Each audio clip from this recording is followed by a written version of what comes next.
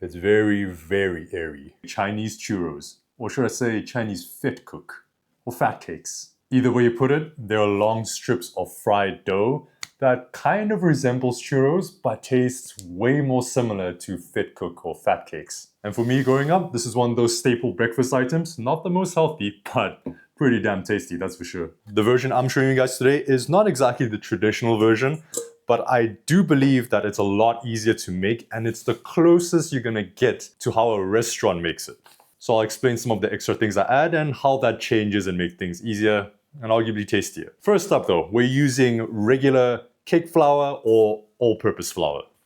We don't want to use bread flour because of the gluten content. For this recipe, we want as low gluten as possible. So that's 250 grams of flour, 10 grams of baking powder, pinch of salt, give or take 2 to 3 grams. Don't have to be too careful with this, but if you're looking for a hard number, around 3 grams. Now we take the dry ingredients and mix it up. Very common practice to mix up dry ingredients before you move on and mix it with the wet. This is just to ensure all the powders, the dry ingredients are evenly distributed. Now for the wet ingredients, that will include water and 1 egg. We're first going to crack open the 1 egg, throw it in. This is going to vary depending how big your egg is. Mine roughly measures to 55 grams. So I'm going to pour the remaining liquid with water until I reach around 125 grams.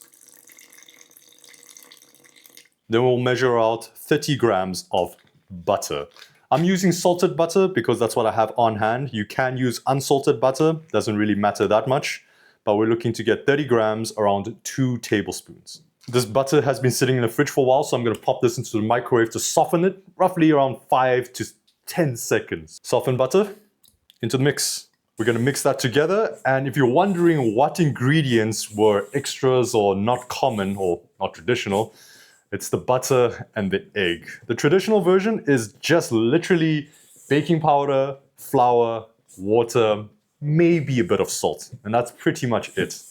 So my version, I added a bit of butter and a bit of egg, mainly because it does a few things, but the most important one is that it relaxes the gluten. And for this recipe specifically, we want the gluten to be super relaxed and not tense and clumped up. So when you throw in a bit of fat, that really loosens things up and makes the final pull or making of this dough a lot easier. As for the egg, it helps with leavening, creating those little bubbles along with the baking powder, as well as introduce even more fat through the egg yolk. Egg yolks themselves again helps loosen and weaken the gluten, which is exactly what we want for this recipe. Now, we don't want to over knead them. We're just gonna try to get everything mixed together, especially the butter. We want that evenly distributed throughout the dough. So we're going to knead it for around 2 to 3 minutes by hand. If you have a stand mixer, you can use that as well. We'll just need to let it rest for a little bit longer than if you did it by hand. Knead the dough until it's nice and supple like this. Then we'll be throwing it into either cling wrap or sandwich bag, freezer bag, and let it rest for around an hour or 2 to 3 hours even if you used a stand mixer and might have overworked the gluten a little bit, but it's not too deep. If you use your hands, you can roughly rest it for just an hour. It's plenty of time. Now press it down so it resembles somewhat of a rectangular shape. Doesn't have to be too precise again.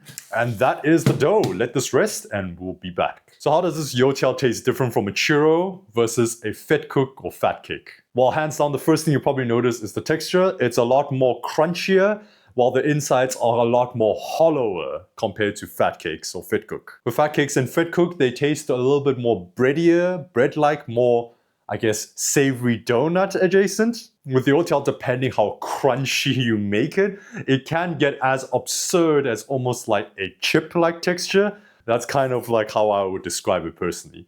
So people usually have this either by itself, you can just chow it by itself for breakfast.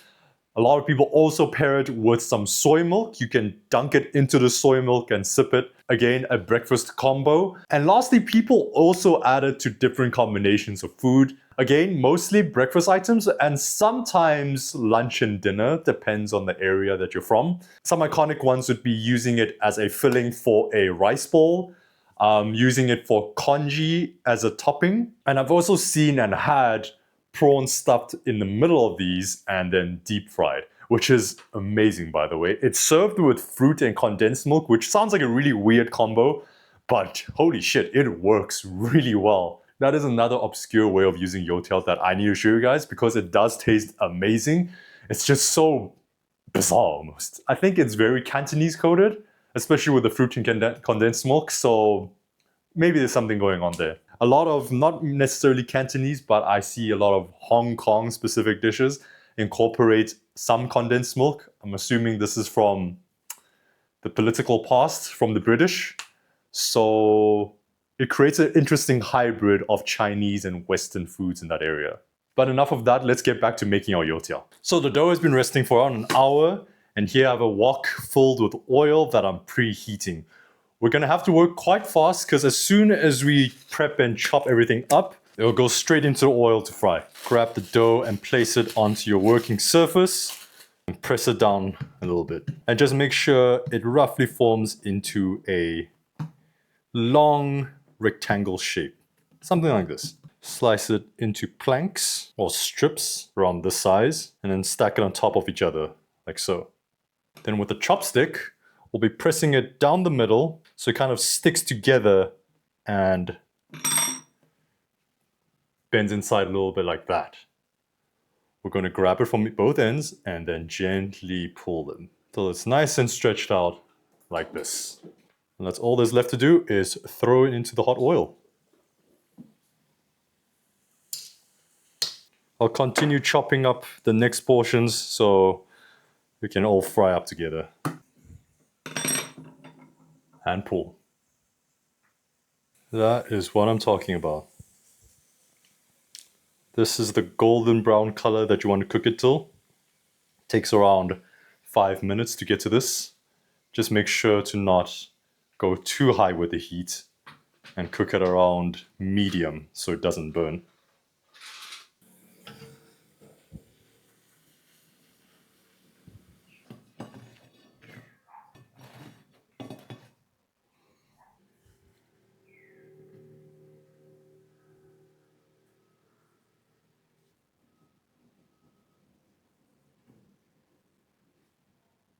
Now for arguably the most important part of the video. How does it taste? Oh. It's very, very airy. Quite a neutral flavor. I do recommend you have them with something savory, maybe a sauce, maybe a curry. Treat it like your main starch and dip it in things. It's amazing. Or you can have it as is, or you can go really traditional and old school and have it with some soy milk. Whichever way you eat it, it's a really good time. And you should definitely try it out if you like fat cakes or vetkoek, because this does taste quite different in an awesome way. And I hope you guys enjoyed it. Until next time, see ya.